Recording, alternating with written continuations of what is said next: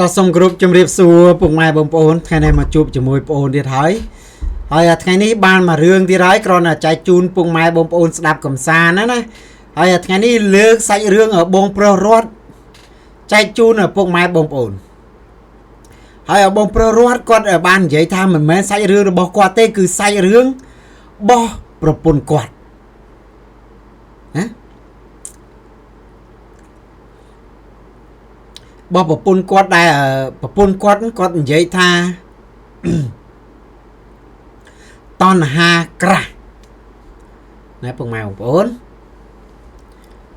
អញ្ចឹងគាត់ស្គាល់ភរិយារបស់គាត់ហ្នឹងតាំងពីនៅភ្នំពេញម៉េះតាំងពីនៅភ្នំពេញហើយបងប្រុសរត់ហ្នឹងកើតខាងបាត់ដំបង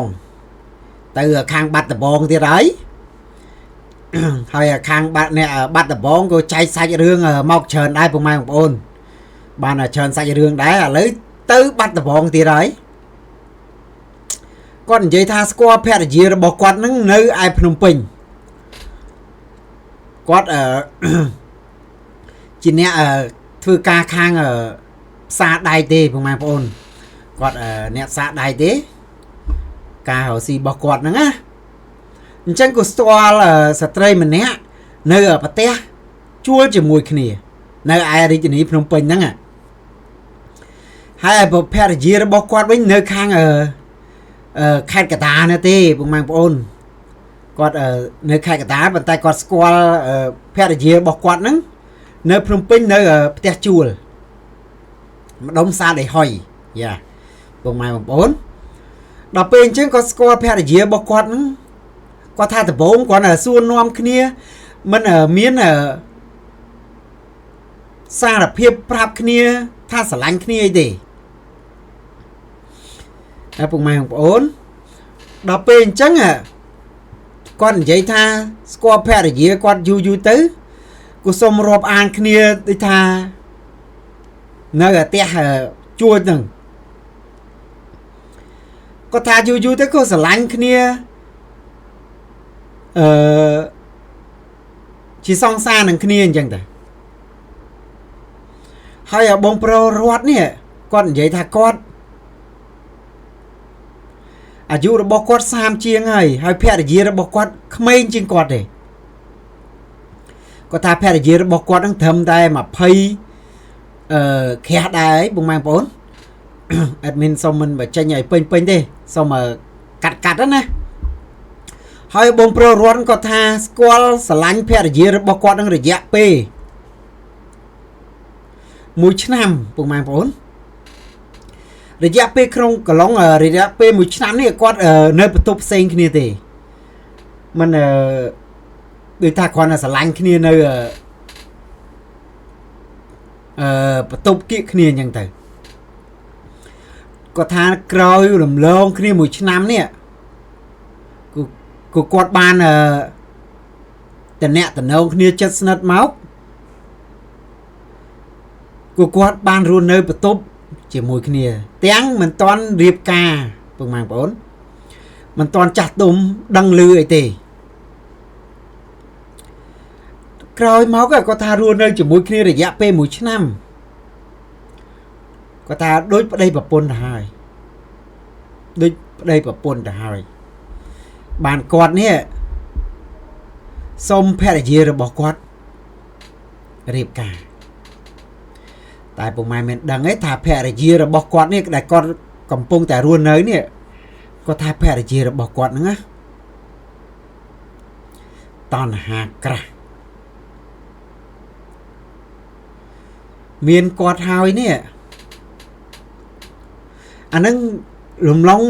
មិនតាន់រៀបការជាមួយគ្នាណារំលងមិនតាន់រៀបការជាមួយគ្នាគាត់មានតំណែងតំណងលួចលាក់អ្នកដតីដែលមកជួលបន្ទប់ជាមួយគ្នាហ្នឹងនៅបន្ទប់ជាមួយគ្នាដោយសារតែបងប្រុសរត់គាត់ចេញចូលបលឹមបាត់ណាបលុបបានចូលមកវិញណាគាត់ជាងដែកបងប្អូនគាត់ជាងដែកធ្វើដបោធ្វើអីហ្នឹងណាគាត់អត់ដឹងទេហើយក៏គាត់អត់ដឹងថាភរិយារបស់គាត់ហ្នឹង บอดចិត្តគាត់ដែរ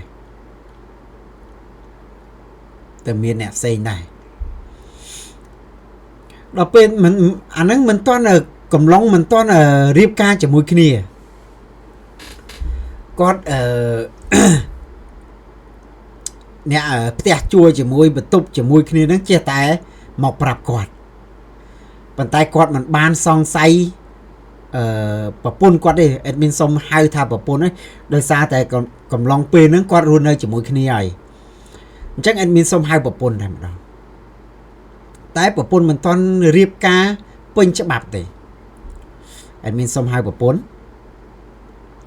អញ្ចឹងក្រងកំឡុងក្រោយមកគាត់ដូចថាដាក់ការសង្ស័យដែរប៉ុន្តែគាត់ចាប់ផុសតាងអត់បានទេរយៈពេលដែលគាត់មានញាតិមិត្តគេនិយាយប្រាប់គាត់អ្នកហូបអ្នកចុកហ្នឹងណាគាត់ថាប្រពន្ធឯងមានតំណែងតំណងជាមួយគេអ្នកដតីអីអញ្ចឹងទៅតែគាត់ដាក់ការសង្ស័យដែរតែចាប់វាមិនបានចាប់កំហុសចាប់ប្រពន្ធនឹងអត់បាន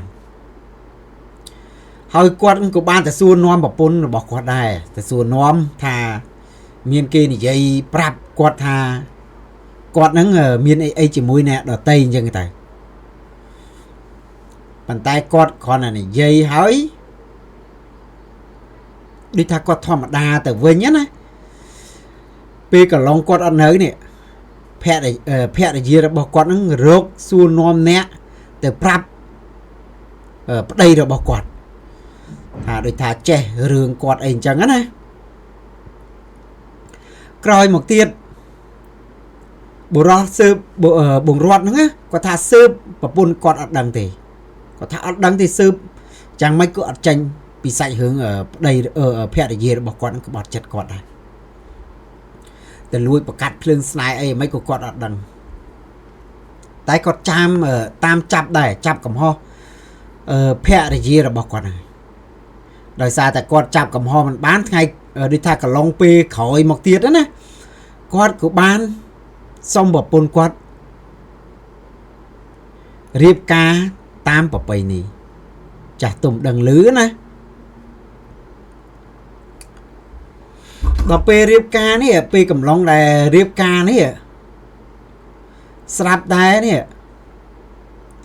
មានបុរសមួយមកអុកឡុកពិធីបង្គោលការរបស់គាត់ណាអុកឡុកពិធីបង្គោលការរបស់គាត់បាននិយាយថាគាត់អុយថាគេអុកឡុកអីហើយរោគរឿងអីហើយគាត់ដូចថាធម្មតាដោយសារតែគាត់គិតថាភរិយារបស់គាត់សម្រស់ស្រស់ស្អាតអញ្ចឹងតែងតែគេមកសួរនាំគាត់ច្រើនដោយសារតែដឹងអីមិនបានទេបងប្រុសរត់គាត់អត់ដឹងថាភរិយារបស់គាត់នេះកំឡុងដែលពេលគាត់រស់នៅជាមួយគ្នានេះគាត់អត់ដឹងថាពីភរិយារបស់គាត់ហ្នឹងមានដៃគូផ្សេងទៀតណាគាត់ក៏អត់ដឹងទៀតណាពុកម៉ែបងប្អូនស្នេហាភរិយារបស់គាត់ហ្នឹងស្នេហាភ្លើងចម្បើងណាដល់ពេលអញ្ចឹងគាត់ក៏បានរៀបការជាមួយបងស្រីនឹងចប់សពគ្រប់អស់ហើយនេះកំឡុងដែលរស់នៅជាមួយជាប្តីជាប្រពន្ធស្របច្បាប់នេះព្រោះពីមុនគាត់រស់នៅជាមួយគ្នាដែរប៉ុន្តែអត់ស្របច្បាប់ទេលក្ខណៈថាលួចលាក់ទេពុកម៉ែបងប្អូនរៀបការឲ្យរួចក៏គាត់បានមករស់នៅភ្នំពេញវិញធ្វើការងារធម្មតាវិញកំឡុងដែលគាត់រស់នៅនេះស្រាប់តែបុរសដែលធ្លាប់តំណាក់តំណងនេះគាត់និយាយថាទៀតគាត់ថាពេលដែលគាត់ការហ្នឹងមានអ្នកអុកឡុកនៅពិធីបង្គោលការរបស់គាត់ហ្នឹងនៅឯស្រុកនោះផ្សេងទៀត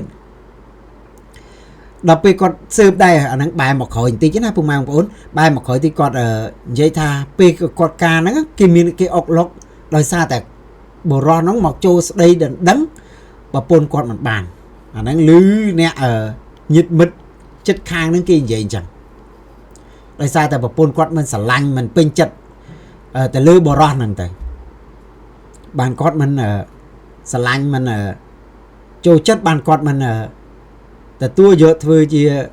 ដូចថាមិនពេញចិត្តពេលចូលស្ដីអីចឹងតែគាត់ក៏អត់យកដែរ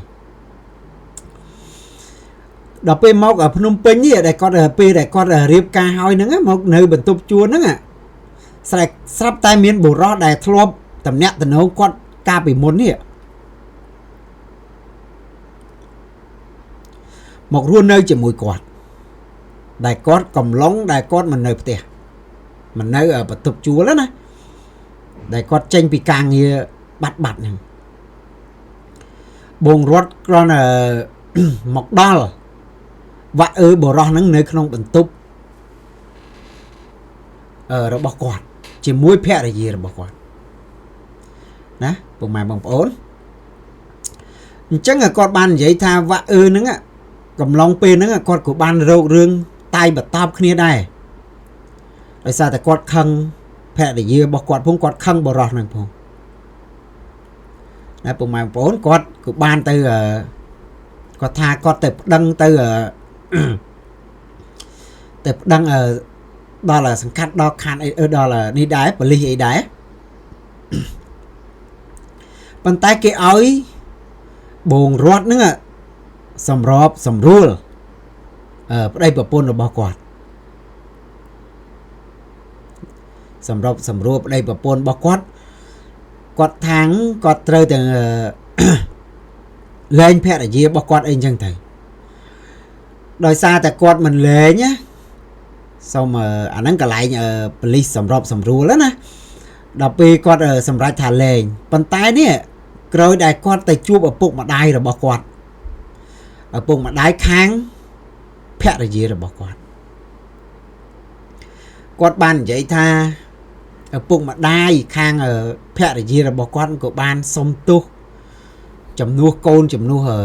ភរិយារបស់គាត់ដែរមិនចង់ឲ្យកូនទាំងពីរហ្នឹងបាក់បែកគ្នាណាមិនចង់ឲ្យកូនទាំងពីរហ្នឹងបាក់បែកគ្នាហើយ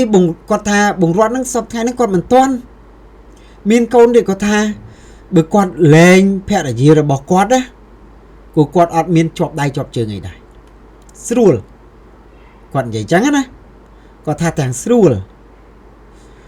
អញ្ចឹងបងគាត់និយាយថា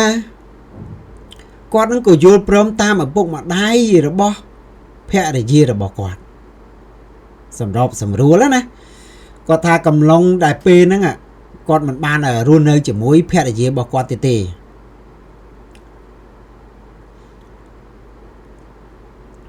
គាត់អត់បានសម្រួលអត់បានរស់នៅជាមួយភរិយារបស់គាត់ទេគាត់ជួលបន្ទប់ផ្សេងគ្នាបន្ទប់ផ្ទះហ្នឹងណាដែលគាត់ធ្លាប់រស់នៅពីមុនហ្នឹងមកគាត់មកធ្វើការវិញណាគាត់ថាជួលបន្ទប់ផ្សេងគ្នារស់នៅផ្សេងគ្នាចិត្តបង្រត់គាត់ចង់លែងភរិយារបស់គាត់ឲ្យដាច់តែម្ដងប៉ុន្តែដោយសារតែអាណិតឪពុកម្ដាយខាងស្រីដោយសារតែថ្នាក់គាត់អង្វរកពីកូនរបស់គាត់ណាបងម៉ែបងប្អូនដល់ពេលអញ្ចឹងគាត់និយាយថារស់នៅបន្ទប់ផ្សេងគ្នាមើលគឺថាមើលពីភរិយារបស់គាត់ហ្នឹងតាកែកំណត់ផ្លាស់ប្ដូរកំណត់អីយ៉ាងម៉េចអញ្ចឹងណាបងប្អូនផ្លាស់ប្ដូរកំណត់តើគាត់នឹងធ្វើល្អកាសដូចថាកែកំណត់ស្មៅគ្រូកហ្នឹងណាគាត់ថាដំបងមែនលំឡងពេលមួយឆ្នាំណាគាត់ថាភរិយារបស់គាត់នឹងល្អដាក់គាត់ឡើងវិញធ្វើល្អឡើងវិញអញ្ចឹងពុកម៉ែបងប្អូនដោយសារតែភាពល្អហ្នឹងបានបងរត់នេះគាត់ទុនចិត្តទុនថ្លើមជាមួយភរិយារបស់គាត់ហើយបងរត់ក៏បានថាគាត់នឹងក៏បានទៅរស់នៅជាមួយភរិយារបស់គាត់វិញទាំងគាត់ទៅធ្វើកិច្ចសន្យាជាមួយឪពុកម្ដាយរបស់គាត់អត់ទៅធ្វើជាមួយប៉ូលីសអីទេបងប្អូនតែគឺធ្វើកិច្ចសន្យាជាមួយឪពុកម្ដាយរបស់គាត់វិញ ខាងកូនភរិយារបស់គាត់ហ្នឹងល្អអីអញ្ចឹងទៅគាត់ដូចថាគាត់តែរៀបរាប់ពីរឿងដែលគាត់ស៊ើបណាស៊ើបពីភរិយារបស់គាត់ហ្នឹងណាមើលចិត្តមើលថ្លើមគ្នាឡើងវិញណាអញ្ចឹងគាត់ថាគាត់ទាំងទៅប្រាប់ឪពុកម្ដាយថាគាត់ឡើងវិញថាគាត់តែធ្វើកិច្ចសន្យាទាំងភរិយារបស់គាត់ទល់មុខឪពុកម្ដាយខាងគាត់ហ្នឹងណាថាគាត់ឈប់ធ្វើអញ្ចឹងអីទៀតហើយគាត់ថាទៅធ្វើអីរួចមករស់នៅជាមួយគ្នាបងរត់រកលុយបានអីឲ្យភរិយារបស់គាត់នឹងពេញដៃហើយការងារបងរត់គាត់ថាគាត់នឹងខាងម៉ៅការខាងដៃខាងអីអញ្ចឹងគាត់ថាមួយថ្ងៃគ្មានពេលតំណេទេមានពេលតំណេទៅទៀតណាគាត់ថាមួយថ្ងៃរវល់តែការងារបើយើងអត់បានទៅមើលកូនជាងគាត់ធ្វើប្រហែសធ្វើអីការងារធ្វើឲ្យបាត់បង់ម៉ួយរបស់គាត់ណាពុកម៉ែបងប្អូនតែមេជាងអត់ទៅគេអត់ទុកចិត្តទុកដាក់ទេណាអញ្ចឹងគាត់បាននិយាយថាគាត់នឹងទៅធ្វើការរកលុយឲ្យភរិយារបស់គាត់កាន់ពេញដៃកំឡុងក្រោយមកទៀតគាត់ថារស់នៅជាមួយភរិយារបស់គាត់ហ្នឹងបន្សល់បានកូនប្រុសម្នាក់មានកូននេះហ្នឹងណាគាត់ថាកំឡុងដែលពេលដែលគាត់កែខ្លួនធ្វើកិច្ចសន្យាជាមួយឪពុកម្ដាយរបស់គាត់ឡើងវិញហ្នឹងណាគាត់រស់នៅជាមួយគ្នាបានកូនប្រុសម្នាក់ហើយទៀតមិនដឹងយ៉ាងម៉េចពុកម៉ែបងប្អូនកូនប្រុសរបស់គាត់នឹងធំអស់លក្ខណៈថា1ខួប2ខួបឯណាលំឡងដែលពេលហ្នឹងណាមិនដឹងយ៉ាងម៉េចប្រពន្ធរបស់គាត់ហ្នឹង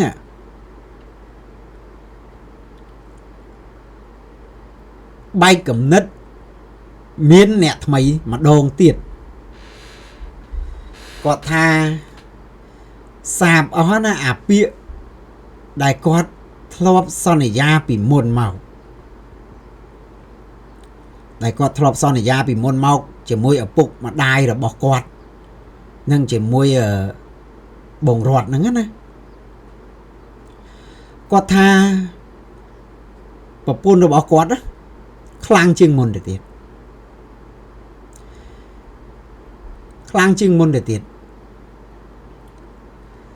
រាល់ថ្ងៃគាត់ថាបងរត់ឲ្យភរិយារបស់គាត់នេះនាំឲ្យឃើញដៃគូថ្មីរបស់គាត់នឹងនៅនឹងមុខតែម្ដងគាត់ថារយៈដែលពេលដែលមានកូននឹងហើយរយៈពេលដែលស្គាល់បរិសផ្សេងហ្នឹងណាគាត់សង្កេតមើលភរិយារបស់គាត់ដែរគាត់ថាភរិយារបស់គាត់ប្លែក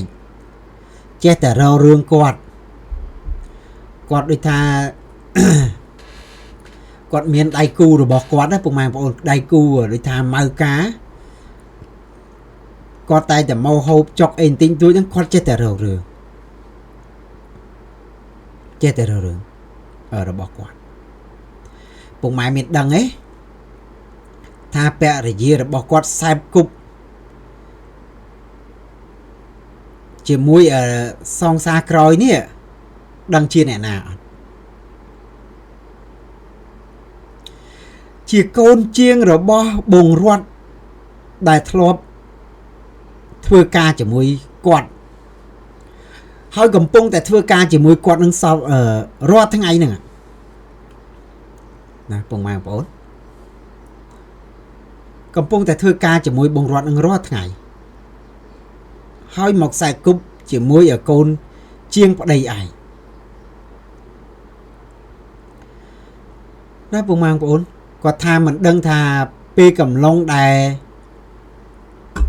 គាត់កែប្រែនេះគាត់មានកូនហើយនេះមានកូនប្រុសមួយហ្នឹងគាត់មិនដឹងខ្សែគប់កូនជាងហ្នឹងរយៈពេលប្រមាណទេដល់ថ្នាក់គាត់ធ្វើបើកចំហតែម្ដងណាត់ជួបទាំងបើកចំហទាំងមកគាត់ណាពុកម៉ែបងប្អូនដល់ពេលអញ្ចឹង បុរដ្ឋហ្នឹងក៏បានតែប្រាប់ឪពុកម្ដាយភរិយារបស់គាត់ដែរលក្ខណៈថាឪពុកម្ដាយក្មេកណាទៅប្រាប់ម្ដងទៀតដំបូងគាត់តែទៅទេគាត់អត់បានទៅជួបផ្ទាល់ទេគាត់ប្រាប់ពីរឿងហេតុថាភរិយារបស់គាត់ហ្នឹងចាប់ដើមធ្វើរឿងដោយការពីមុនទៀតហើយណាពុកម៉ែបងប្អូនដល់ពេលអញ្ចឹងគាត់និយាយប្រាប់ហេតុផលអីរួចគូឪពុកក្មេករបស់គាត់នឹងហៅភរិយារបស់គាត់នឹងទៅជួបម្ដងទៀតណាពុកម៉ែបងប្អូនហើយបងរត់គាត់ថាម្ដងនឹងគាត់ដាច់ចិត្តពីភរិយារបស់គាត់មែនតើគាត់ថាដាច់ចិត្តពីភរិយារបស់គាត់មែនតើហើយពេលខ្លះគាត់ទៅឃើញភរិយារបស់គាត់នឹងកាត់ភ្លើងស្នេហ៍នៅវាស្រែវាស្រូវទៅទៀតគាត់បានជាមួយដៃគូដែលគាត់ទឹមថ្មីហ្នឹងណាអញ្ចឹងបងរត់គាត់បាននិយាយថាគាត់ទៅប្រាប់ឪពុកម្ដាយរបស់គាត់មនុស្សឪពុកម្ដាយខាងក្មេករបស់គាត់ក៏ប្រាប់ឪពុកម្ដាយបង្កើតរបស់គាត់កាលពីដំបូងណាដែលគាត់មានអីជាមួយអ្នកដតីហ្នឹងណាគាត់អត់បានប្រាប់ឪពុកម្ដាយបង្កើតរបស់គាត់ទេបងរត់ហ្នឹង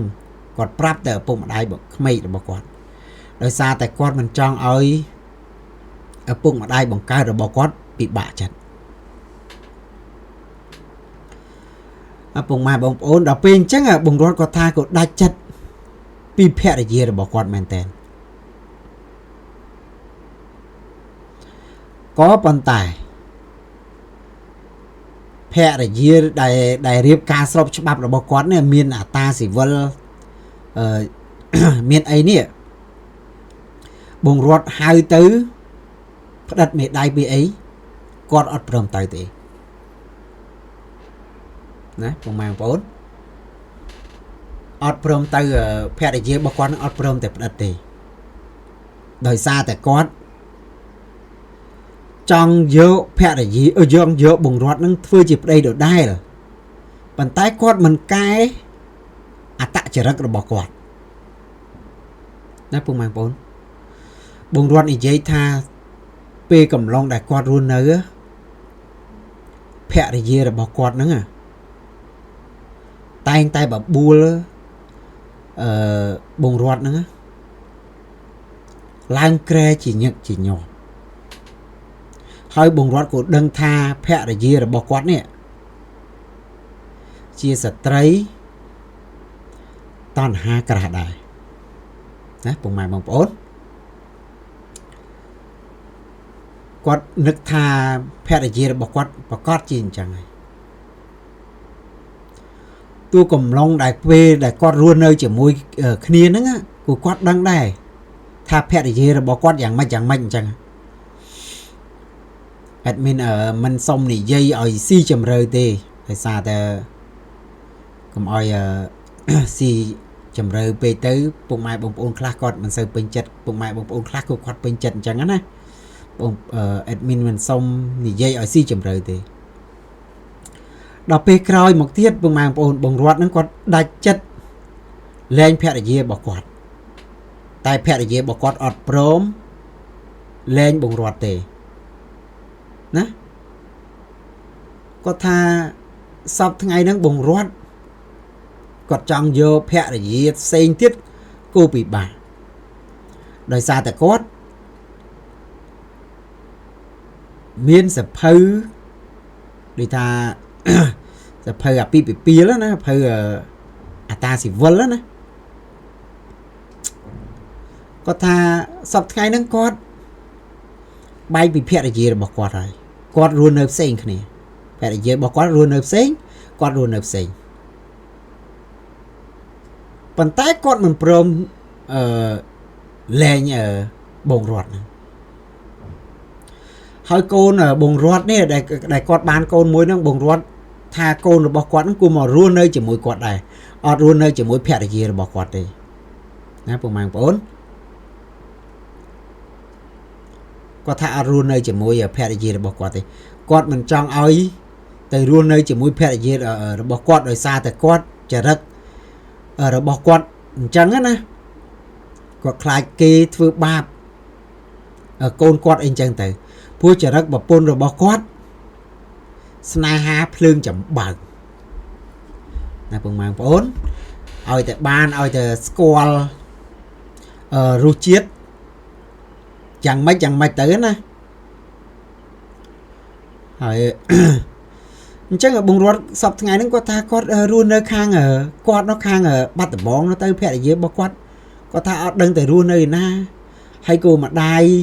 រស់នៅខាងម្ដាយក្មេករបស់គាត់ក៏គាត់អត់ដឹងតែម្ដាយក្មេករបស់គាត់ហ្នឹងចេះមើលតេមកសួរនាំពីកូនពីចៅរបស់គាត់ដែរលក្ខណៈថាម្ដាយក្មេករបស់គាត់ស្រឡាញ់បងរត់ហ្នឹងតែដោយសារតែតង្វើភរិយារបស់គាត់បានគាត់លែងភរិយារបស់គាត់ហ្នឹងហើយសាច់រឿងបងរត់ក៏សុំចាប់តែត្រឹមនឹងដែរដោយសារសាច់រឿងរបស់គាត់ក៏ចែកមកតែប៉ុណ្្នឹងដែរពុកម៉ែបងប្អូនដោយសារសប្តាហ៍ថ្ងៃហ្នឹងបងរត់គាត់រស់នៅបែកភរិយារបស់គាត់ប៉ុន្តែគាត់មិនបានលែងឲ្យដាច់ស្រេចទេដោយសារភរិយារបស់គាត់មិនលែងគាត់មិនចោះមិនផ្ដិតមេដៃរបស់គាត់គាត់ថាមិនដឹងយ៉ាងម៉េចដែរគាត់នៅតែចិញ្ចឹមកូនគាត់នៅស្រុកកំណើតរបស់គាត់ហ្នឹងទៅហើយភរិយាគាត់មិនដឹងទៅដល់ណាដល់ណីគាត់អត់ដឹងទេគាត់ថាគាត់អត់ដឹងទេហើយសាច់រឿងគាត់ក៏ចប់តែត្រឹមហ្នឹងពុកម៉ែបងប្អូនដោយសារតែសប្តាហ៍ថ្ងៃគាត់រស់នៅបែកគ្នាហើយប៉ុន្តែគាត់អត់បានលែងលះគ្នាណាពុកម៉ែបងប្អូនអត់បានលែងលះគ្នាឲ្យដាច់ស្រេចហើយបងរត់គាត់បាននិយាយថាគាត់នឹងចង់បានភរិយាថ្មីក្រោយទៅទៀតព្រោះគាត់បែកពីប្រពន្ធរបស់គាត់នឹងយូរខែឆ្នាំដែរហើយប៉ុន្តែគាត់មិនព្រមណាដោយសារតែគាត់នៅចម្ពាក់ចម្ពិនជាមួយភរិយារបស់គាត់ចម្ពាក់ចម្ពិនហើយគាត់ចេះតែហីទៅខ្លាចណាមួយបងរត់គាត់និយាយថាគាត់ខ្លាចយកភរិយាក្រោយមកទៀតធ្វើបាបកូនប្រុសគាត់មុនអញ្ចឹងអីអញ្ចឹងទៅគាត់ចេះតែហីដល់សប្តាហ៍ថ្ងៃហ្នឹងទៅពុកម៉ែបងប្អូនហើយសាច់រឿងបងរត់មានតែប៉ុណ្ណឹងសូមអរគុណសូមជម្រាបលាពុកម៉ែបងប្អូនតែត្រឹមហ្នឹងថ្ងៃស្អែកចាំជួបគ្នាទៀតពុកម៉ែបងប្អូនសូមអរគុណ